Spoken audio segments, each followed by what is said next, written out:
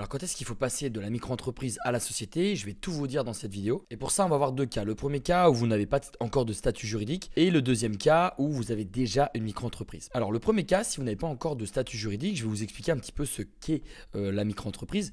La micro-entreprise, déjà, vous êtes limité en termes de chiffre d'affaires. Le plafond de chiffre d'affaires, donc en micro-entreprise, si vous proposez du service, c'est 77 700 euros. Donc, c'est-à-dire que si vous dépassez ce chiffre d'affaires-là, vous êtes obligé de passer en société, que ce soit la SASU ou le URL. Si vous faites de la vente, par contre, c'est un peu plus, c'est 188 000 euros. Vous allez avoir les cotisations sociales. En gros, si vous faites 1000 euros de chiffre d'affaires, l'État va vous prendre 22% et contre 12,3% si c'est de la vente de produits, par exemple. Et évidemment, il y a une franchise de TVA, ça veut dire que vous n'êtes pas obligé de facturer la TVA en dessous de 36 000 euros de chiffre d'affaires. Il n'y a pas de compta, en tout cas, vous pouvez très bien la faire seul. C'est assez simple, c'est assez souple à gérer. Et moi, je conseille la micro-entreprise à tous les entrepreneurs qui veulent tester leur activité ou à la limite lancer un side project. Ensuite, on a la SASU. Donc la SASU, c'est une vraie forme de société. Là, c'est un peu plus compliqué. Pourquoi? Parce que ça va vous demander des cotisations qui sont lourdes si vous avez un salaire. En gros, il faut compter 70% de votre salaire. Par exemple, si vous voulez un salaire de 1000 euros, votre entreprise, juste pour vous verser 1000 euros en salaire, elle sera obligée de payer 1800 euros de charge uniquement pour sortir votre salaire. Ensuite, il n'y a pas de plafond de chiffre d'affaires. Donc, c'est aussi pour ça qu'une fois qu'on a la micro-entreprise, on passe généralement en société parce que derrière, après, il n'y a pas de plafond de chiffre d'affaires. Vous pouvez faire des millions d'euros. Ensuite, avantage, c'est que vous pouvez vous payer en dividende. La flat tax, en gros, c'est une taxe qui est sur toutes les dividendes. Les dividendes, c'est ce que vous pouvez vous prendre une fois par an. Donc, par exemple, si vous voulez vous prendre 10 000 euros de dividendes, on va vous prélever 30%. Donc il vous reste 7 000 euros net dans votre poche. Donc ça peut être très intéressant, surtout si vous êtes salarié et que vous voulez avoir un business à côté. C'est surtout très crédible en B2B. Pourquoi? Parce que quand on lance une startup, quand on veut lever des fonds, quand on veut trouver des associés, eh bien on va regarder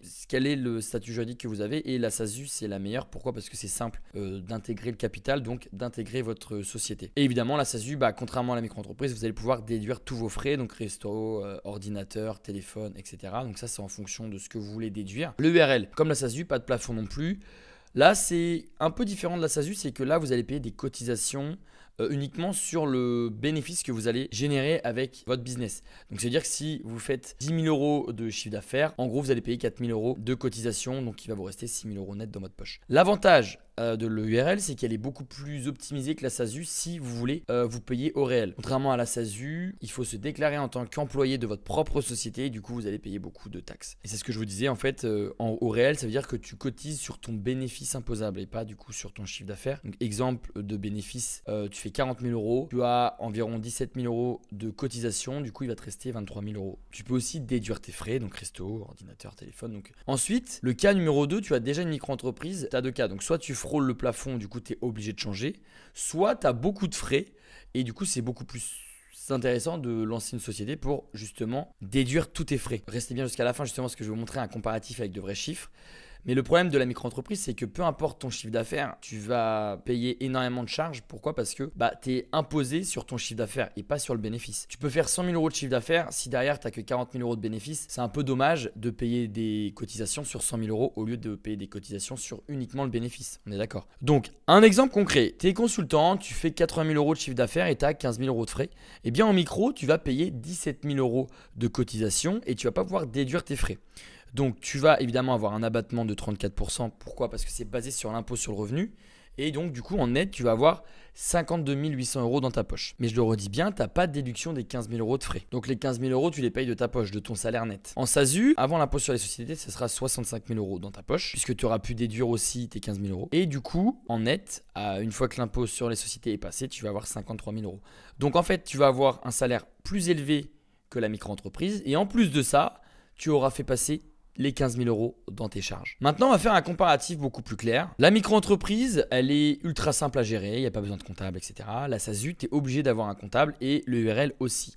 Donc, c'est pour ça que ça dépend aussi où tu en es actuellement dans ton business.